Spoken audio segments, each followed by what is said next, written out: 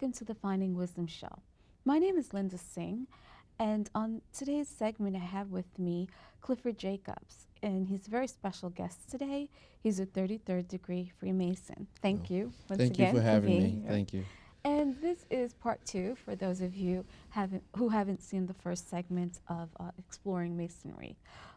Today, we're going to go back from where we left off, and we're going to discuss a little bit about the dollar bill and what it represents to Masonry. And we're going to talk a little bit about the different things that are on the dollar bill. I'll leave that to Cliff. Well, as I had started to say now in our last program that we taped, the Great Seal of the United States, especially the side with the pyramid, a lot of people think that it's a Masonic symbol, and it's really not a Masonic symbol per se, although very early on, Benjamin Franklin, who was a Freemason, was on the committee that designed the Great Seal.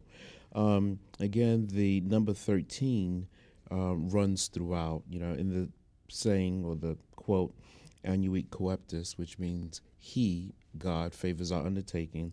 There are 13 letters. There are 13 levels to the pyramid.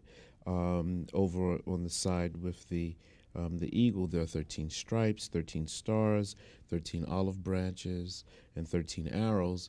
And again, 13 being a number of transition. If you remember in tarot cards, the 13th card is the death card, and it means the death of an old way and the birth of a new. In the founding of America, there were 13 original colonies, and those colonies are all located in the Northeast. So 13 is not necessarily a negative number. It's actually a very positive number. Okay. And is there anything more on the dollar bill that we should look at and take notice of? They're probably well, I mean, I think the thing that's of greatest interest to people is the seal itself, which the side with the pyramid did not appear on American money initially, but was placed there by Franklin Roosevelt, who was a Freemason, and at the suggestion of Henry Wallace, who was the Secretary of Agriculture, who was also a Freemason. And of course, the dollar bill features George Washington, who was a Freemason.